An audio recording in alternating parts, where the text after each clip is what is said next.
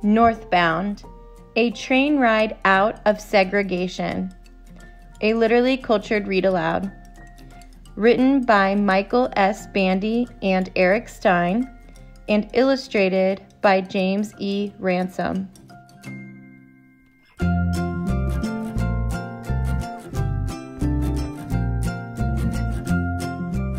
Trains. The clickety-clack of the wheels and the low song of the whistles.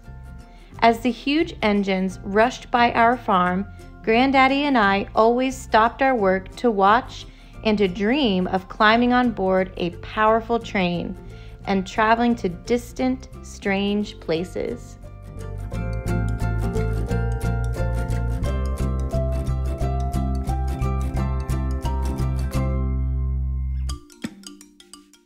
And then one day, I got what I wanted the most. Grandma was taking me for my first train ride. We were going north, all the way from Alabama to Ohio to visit my cousins. The station was crowded with all sorts of people. The train was much bigger up close. It was huge.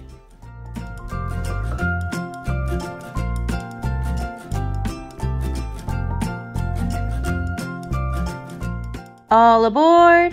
the conductor shouted. "All aboard!" I shouted back. The conductor directed me and my grandma to the colored-only train car. Suddenly, the train jerked forward. The wheels squealed and squeaked as we slowly got underway. "Woo-woo!" the whistle sounded. "Woo-hoo!" I shouted back.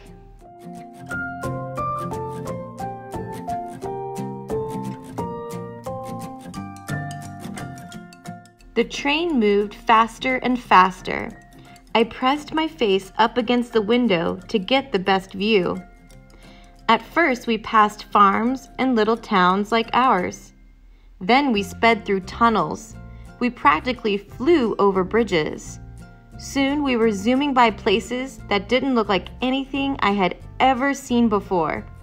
It was like I was seeing a movie, but it was real.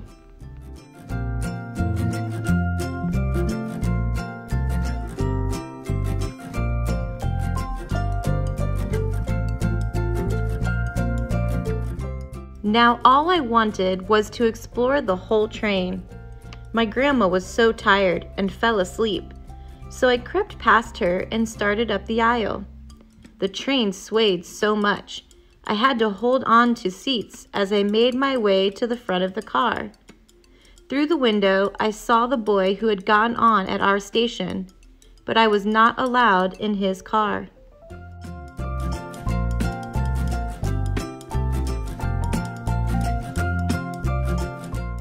"Next up, Atlanta, Georgia," shouted the conductor as he trudged through our car, punching tickets. Atlanta, Georgia. I had never seen so many different kinds of people all in the same place, or such giant buildings. Even if I was only seeing them through the train window, I was in heaven.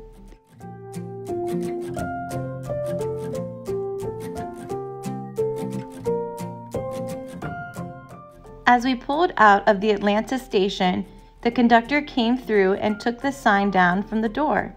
I was so surprised.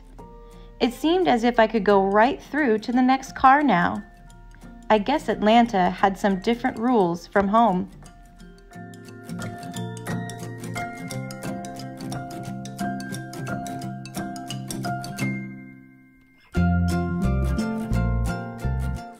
Then the boy I'd seen before suddenly entered our car and ran up to me.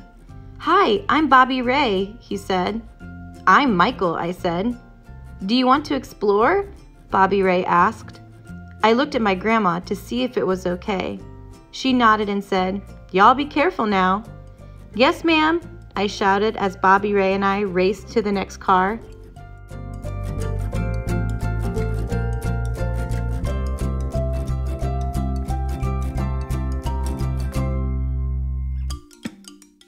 Going from train car to train car while the train was moving was a little scary.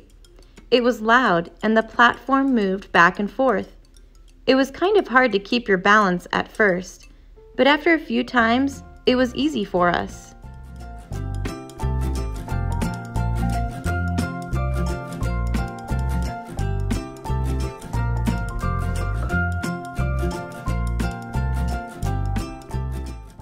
We rushed straight through the cars full of folks sitting and came upon a car with bunk beds stacked up behind curtains.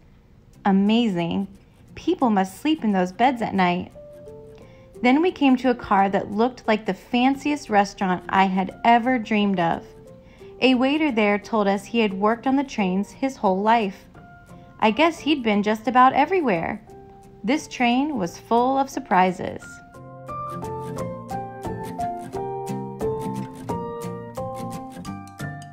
When we got back to Bobby Ray's car, I was surprised to find lots of empty seats.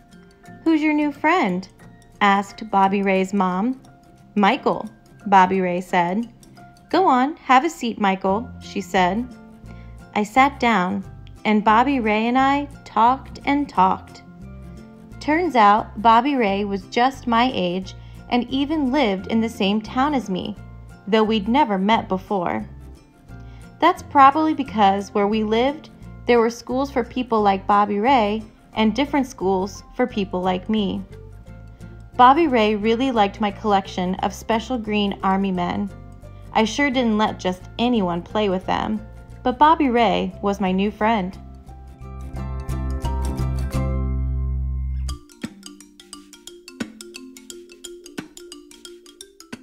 Bobby Ray had lots of drawings of trains. He was a really good artist. And we both had scars. Mine was on my elbow from when I fell out of a tree. His was on his knee from slipping on rocks by the creek.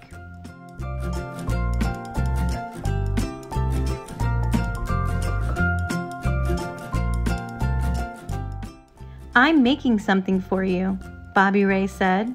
"What is it?" I asked. "It's a surprise," Bobby Ray said. "You'll see."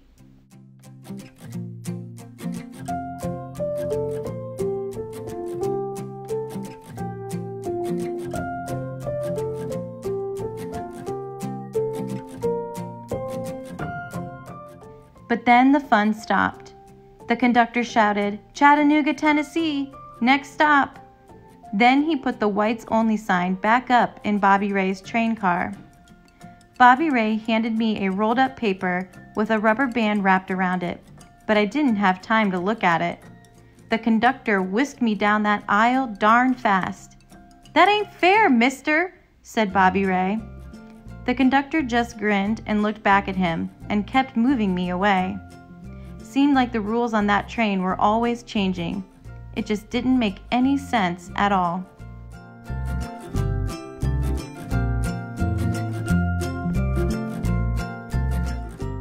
The next thing I knew, it was dark and Grandma was shaking me awake to see Cincinnati, Ohio. The train went over a long bridge. The glittery lights of the giant buildings looked like diamonds on the water below. The signs between the cars had been taken down.